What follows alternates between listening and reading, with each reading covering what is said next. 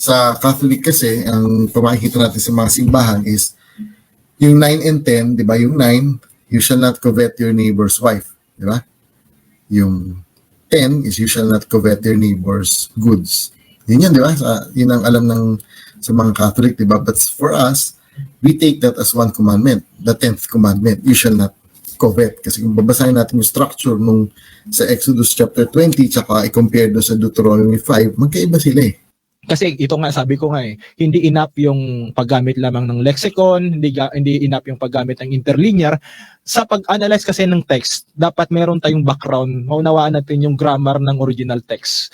So, hindi pwedeng i-separate yung nasa verse 3 doon sa verse 5. Kasi po, sa Hebrew grammar, sa pag-analyze, yung lotesh tahabilahim sa verse 5 ng Exodus chapter 20, na wag kang sasamba, meron kasi siyang antecedent sa verse 3, yung Elohim Achirim or other gods. Kaya para sa akin, nilagay yon ng Catholic Church na iisang commandment lang kasi sa Hebrew grammar, hindi mo pwedeng i-separate yon. Teka, baka may mga nalilito nga pala sa atin. Kasi nagsasalita tayo, bro, sinasabi mo first commandment, sinasabi ko second commandment, baka nalilito na yung mga nakikinig o makikinig sa atin. Di ba? I think we should define that or clarify kung what we mean by it. Kasi kung marinig yung mga Protestants and most evangelicals, we call it second commandment violation. Pero sa Catholic, di ba sa inyo, sabi ni Brother Wayne, first commandment naman siya. Kasi actually, magkaiba yung 10 commandments natin. Hindi naman dahil iba talaga yung 10 commandments, kumbaga iba lang yung numbering. Like, kasi sa Catholic ang sinusunod is, ito, marami hindi nakakaalam nito, Deuteronomy 5. Di ba may enumeration and may 10 commandments sa Exodus 20, di ba? Tapos meron, inulit yung 10 commandments sa Deuteronomy 5. In fact, that's what Deuteronomy means. Deutero means second, nomos means law, the second reading of the law.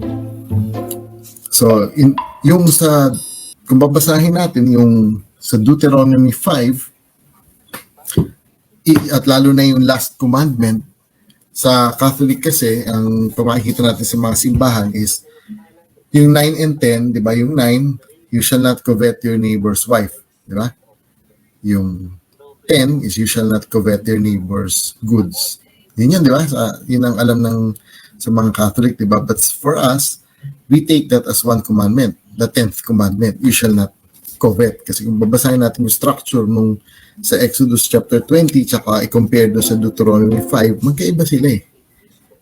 Tingnan natin yan. Exodus 20, if we go there, let's go to the last one, no? Saan ba tayo? Verse 17.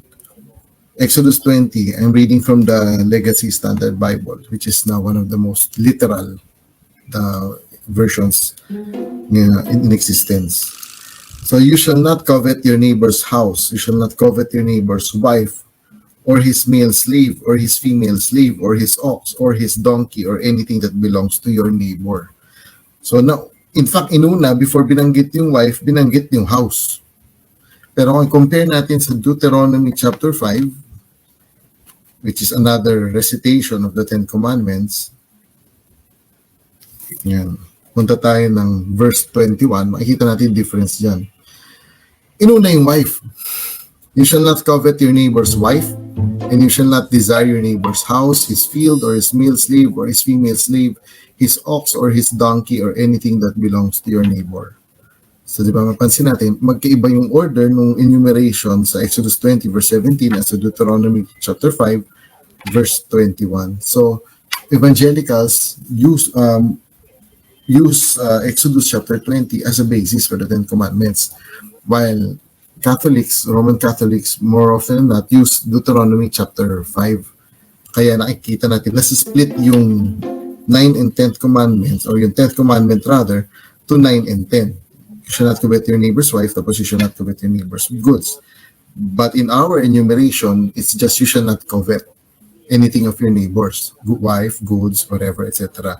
And bakit naging 10? Bakit 10 pa rin siya? Kasi we consider na yung, saan na yan? Sobrang anak ng turn ng page. We consider yung first commandment ng Catholic na ginagamit as first and second commandment.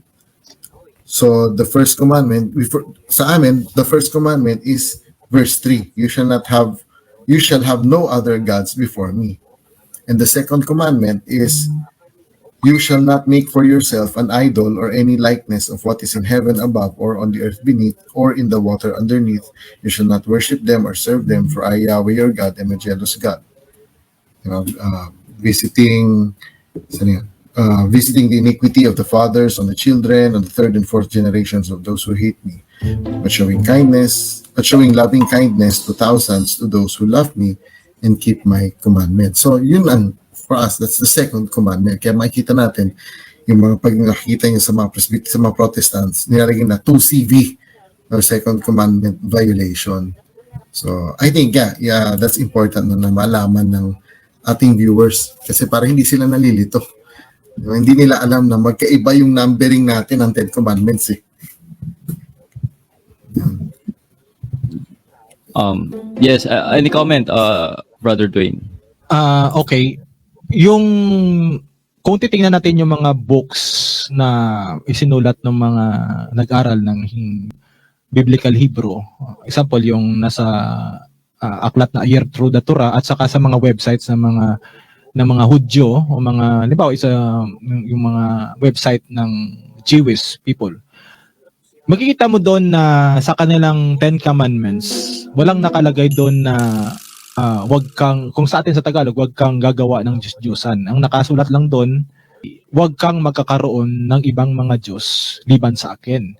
Kaya merong mga sinasabi nila na hindi tayo daw naging honest sa ating 10 commandments, tayong mga Katoliko, dahil hindi natin daw nilagay yung wag kang gagawa ng larawang inanyuan doon sa 10 commandments. So parang binawasan daw natin. Hindi po yung totoo kasi pag titingnan po natin, bakit ganon ang makikita natin kadalasan doon sa mga aklat na isinulat ng mga nag-aral ng Biblical Hebrew, sa mga dalubhasa sa Biblical Hebrew. Kasi po, yung sa Hebrew text naman kasi ng Exodus chapter 20 verses 3 to 5 at saka yung sa Deuteronomy chapter 5 verses 7 to 9, tiningnan ko kasi sa Hebrew Bible, pareho lang naman sila ng text. So, bakit ko nasabi na yung pag ako ang tinanong niyan, bakit hindi na kailangang ilagay yung wag kang gagawa ng larawang inanyuan doon sa 10 Commandments? Kasi yung Exodus chapter 20 verses 3 to 5 at saka yung Deuteronomy chapter 5 verses 7 to 9, yun ay tumutukoy sa iisang utos lamang. Yung sa first commandment ng Catholic Church. Kasi kung titingnan mo yun sa Hebrew grammar, no? Kasi hindi ko na pupuntahan yung ibang mga doon sa 10 Commandments kasi yung topic natin ay tungkol lang sa mga imahen, no? Or sa mga Diyos-Diyusan. Doon kasi kung titingnan natin, no, ulitin ko, sinabi ko na dito kanina, no, sa verse 3 ng Exodus chapter 20, verse 3, or sa Deuteronomy chapter 5, verse 7, sinasabi doon, Lo yeye lecha Elohim achirim alpanay. Tapos sa verse 4 ng Exodus chapter 20, verse 4, or Deuteronomy chapter 5, verse 8, Lo taase lecha pisel. And then doon sa verse 5 ng Exodus chapter 20 verse 5 at saka Deuteronomy chapter 5 verse 9, Lo testa habil lahim. So may pareho sila. Although mayroong mga tatlong law doon no, na wag kang sa verse 3 ng Exodus chapter 20 verse 3, wag kang magkakaroon. Verse 4 Exodus chapter 20 verse 4, wag kang gagawa. Tapos Exodus chapter 20 verse 5, huwag kang sasamba. Sa Hebrew grammar po kasi pag tinignan po natin, kasi ito nga sabi ko nga hindi enough yung paggamit lamang ng lexicon, hindi enough yung paggamit ng interlinear. Sa pag-analyze kasi ng text, dapat meron tayong background, maunawaan natin yung grammar ng original text. So, hindi pwedeng i-separate yung nasa verse 3 doon sa verse 5 kasi po sa Hebrew grammar, sa pag-analyze, yung lo testa habil lahim sa verse 5 ng Exodus chapter 20 na wag kang sasamba, meron kasi siyang antecedent sa verse 3, yung Elohim Achirim or other gods. Kaya para sa akin, nilagay yon ng Catholic Church na isang commandment lang kasi sa Hebrew grammar hindi mo pwedeng i-separate yon. Ayan, yan lang masasabi ko. So ayan po mga peers, sanay kapupulatan po natin ito ng aral. At kung nagustuhan niyo po ito, please like and share, ibahagi po natin sa mga kakilala po natin. And please don't forget to follow and subscribe po ng ating YouTube channel, Mr. Curious Catholic. Muli po, this is Mr. Curious Catholic, kasama po ninyo sa pagtatanggol ng ating simbahan. Pro Deo et Ecclesia. Sa Diyos po ang lahat ng kapurian. Hello mga kapatid, follow and subscribe Mr. Curious Catholic. Marami tayong matutunan, mapupuno po yung ating isipan sa mga katotohanan. Dahil ang katotohanan na magbigay sa atin ng tunay na kalayaan. God bless. Hello mga kapatid, inanyayahan namin kayo, huwag niyong kalimutan mag-subscribe sa kay Bro Dens Oberio, Mr. Curious Catholic. Marami kayong matutunan sa pamamagitan ng pagsubaybay niyan sa pagsagot sa pananampalataya na inaatake ng ating mga kapatid sa iba. Yung pananampalataya, and they are not only attacking the teachings of the Catholic Church, but proselytizing the good numbers of the Catholic. At sa pamamagitan sa pagsunutin niyo nitong Mr. Curious Catholic, Facebook page and YouTube channel, dami ninyong matutunan. Isabuhay natin ang ating matutunan. Pro Deo et Ecclesia.